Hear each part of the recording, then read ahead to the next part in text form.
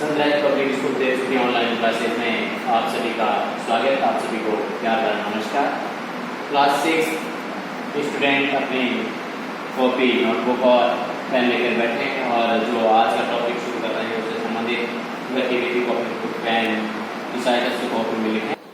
तो अध्याय फर्स्ट जो क्लास 6 का है, चारु चंद्र की चंचल किरण। चारु का मतलब होता है सुंदर, चंद्र का मतलब होता है चंद्रमा।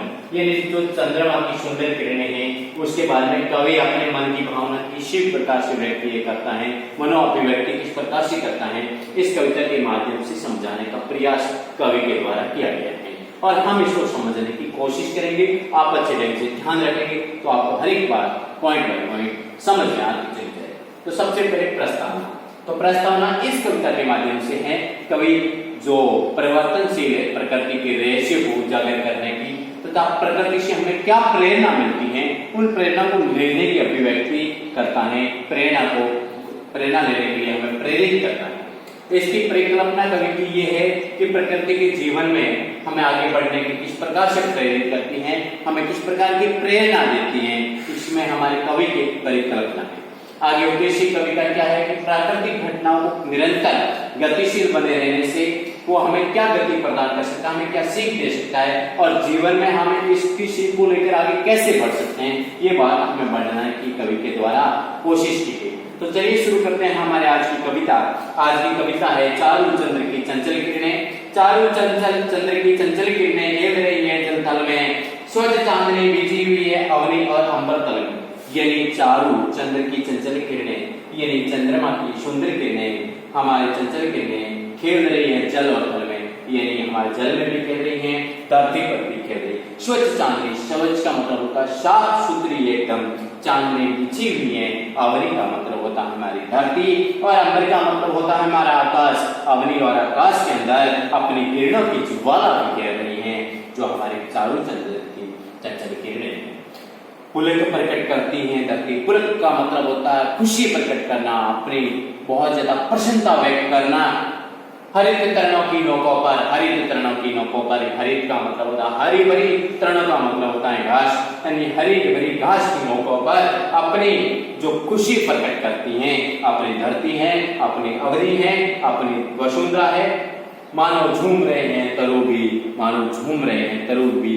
तरु का मतलब होता है पेड़ पौधे उस प्रकृति के अंदर किस प्रकार से झूम रहे हैं। मन पवन के झोंकों से, मन का मतलब होता है धीमे धीमे पवन हवा के झोंकों से वो झूम रहे हैं पेड़ पौधे प्रकृति के अंदर।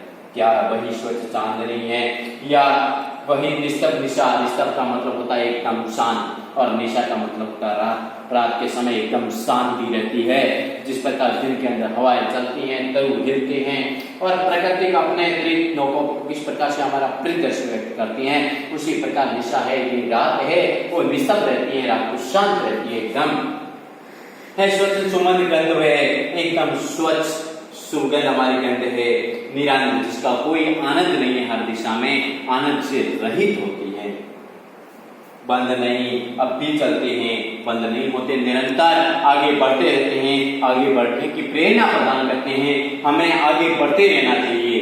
नियति नटी के कार्यकलाप, नियति यानी हमारे भाग्य किस्मत के कार्यकलाप पर कितने एकांत भाव से, कितने एकांत का मतलब शांत भाव से, कितने शांत और चुपचाप, कितने शांत रहते हैं, कितने चुपचाप रहती है बिखराए देती वसुंधरा। हमारी वसुंधरा ने धरती किस प्रकार से बिखराए देती हैं, मोती सबके सोने पर और सोने के बाद में मोती जैसे बिखर जाती हैं, मोती की तरह चमकने लग जाती हैं। रवि बटोर लेता है इनको, रवि का मतलब सूर्य बटोर लेता है सदा सवेरे होने पर जो मोती है रात को निशा प्रकट करती हैं, धरती प्रकट करती हैं। सुबह रवि है, उन सभी जो होती हैं बटोर लेता है और सुबह जब सवेरा होता है, हमेशा सवेरा होता है तो सूर्य है, इन सभी खुशियों को बटोर लेता है और विराम दाहिनी अपनी संध्या को दे जाता है और संध्या हो जाती है तो उसको विराम देके चले जाते हैं। सूर्य अपने सूर्यास्त की ओर पूर्वांचल की ओर चला जाता है। सोने श्याम तनु, जिसे तनु का मतलब होता है शरीर, नया रूप छलकता है और इसमें नया रूप छलकता है। तो इसमें कुछ शब्द आए थे। चारू, चारू का मतलब होता है सुंदर, ये नहीं हमारी जो कविता का सबसे पहले शब्द आया था सुंदर। चंद्र का मतलब होता है चांद या चंद्रमा। स्वच्छ का मतलब होता है साफ और एकदम निर्मल। अवनी जो शब्द आया था जिसका अर्थ होता है धरती। अंबर जिसका अर्थ हुआ था आकाश। पुलक प्रकट करती है, पुलक का मतलब खुशी प्रकट करती है। जो तृण, जो हरित तृण शब्द आया था तो वहां तृणों का मतलब होता है तिनके या घास। इसके बाद में तरु, तरु का मतलब होता है हमारे पेड़ पौधे। मन का मतलब है धीरे धीरे। इसके बाद में निस्तब्ध, निस्तब्ध का मतलब होता है एकदम शांत भाव से। निशा, निशा का मतलब होता है रात्रि। गंध का मतलब होता है खुशबू।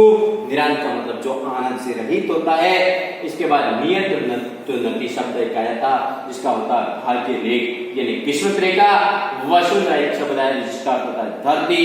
दायिनी का मतलब जो हमें देखती है, जो हमें जीवन, दायिनी का मतलब जीवन देने वाली। विराम, दायिनी मतलब जो हमें विराम आराम देने वाली। संज्ञा का मतलब होता है शांत और तनु का मतलब होता है शरीर। तो ये हमारी आज की कविता थी जिसके माध्यम से कवि ने अपने भाव प्रकट किए, अपने प्रकृति के रहस्य को उजागर करने की कोशिश की, अपने प्राकृतिक जीवन में किस प्रकार से आगे बढ़ने के लिए प्रेरित करके इसके बारे में बताया और प्राकृतिक घटनाओं को किस प्रकार से आगे हम गतिशील रह के इससे हमें जीवन में क्या शिक्षा ले सकते हैं, किस प्रकार से आगे बढ़ सकते हैं। ये चारों चंचल की चंद्र किरणों के माध्यम से कवि ने, जो है हमारे कवि है मैथिली शरण गुप्त, हिंदी के सुप्रसिद्ध कवि है, उनकी एक रचना उर्वशी जो बहुत ज्यादा प्रसिद्ध है और ये मैथिली शरण ने अपनी भावना को व्यक्त इस कविता के माध्यम से करने की कोशिश की है। ये चैप्टर आपको अच्छे से समझ में आया। एक बार कविता को वापस बोल देता हूँ।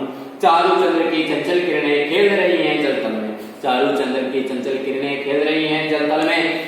स्वच्छ चांदनी बिछी हुई है, स्वच्छ चांदनी बिछी हुई है अवनी और अंबर तल में। स्वच्छ चांदनी बिछी हुई है अवनी और अंबर तल में। पुलक प्रकट करती हैं धरती हरित किरणों की नोकों से और पुलक प्रकट करती हैं जो हरित हरी भरी घास की नोकों से। मानो झूम रहे हैं तरु भी और मानो तरु ये पेड़ पौधे भी झूम रहे हैं मन पवन के झोंकों से। मन ये धीरे धीरे पवन के झोंकों से वो झूम रहे हैं। इसके बाद में क्या वही स्वच्छ चांदनी, ये क्या निस्तब्ध निशा है स्वच्छ सुमन गंध वे निरंत कौन दिशा बंद नहीं अब भी चलती है नियत नटी की कार्यकला पर कितने एकांत भाव से कितने शांत और चुपचाप और विक्राए देती हैं वसुंधरा मोती सबके सोने पर रवि बटोर लेता है इनको सदा सवेरे होने पर और विराम दायिनी अपनी संध्या को दे जाता है श्याम शून्य श्याम तनु जिसको नया रूप झलकता है। तो इसमें कवि ने अपनी किस प्रकार की भावनाएं व्यक्त की, किस प्रकार से अपने परिदृश्य को बताया, इस कविता के माध्यम से कवि ने बताने की कोशिश की। हमने भी आपको अच्छे से समझाने की कोशिश की। आप इस वीडियो को ज्यादा से ज्यादा बार देखें, समझने की कोशिश करें, तब ये कविता आपको आराम से समझ में आएगी। और जो शब्दार्थ हैं उनको भी समझने की कोशिश करें ताकि आपको हर एक शब्द का अर्थ है तो उसका समझ में आए और कविता भी अच्छी ढंग से समझ में आए। आप ज्यादा से ज्यादा इस वीडियो को देखें, ज्यादा से ज्यादा वीडियो को देखें, तभी आपको ये बात समझ में आएगी और अच्छे से समझने की कोशिश करें। इस कविता को लिखने की कोशिश करें, इस कविता को याद करने की कोशिश करें और कवि की किस प्रकार की मनोकामना है, किस प्रकार की मनोस्थिति है, किस प्रकार के वो प्रकृति दृश्य को बताता है, इसको समझने की कोशिश करें। आप ये जरूर देखें। आपको बहुत बहुत धन्यवाद। Thank you so much.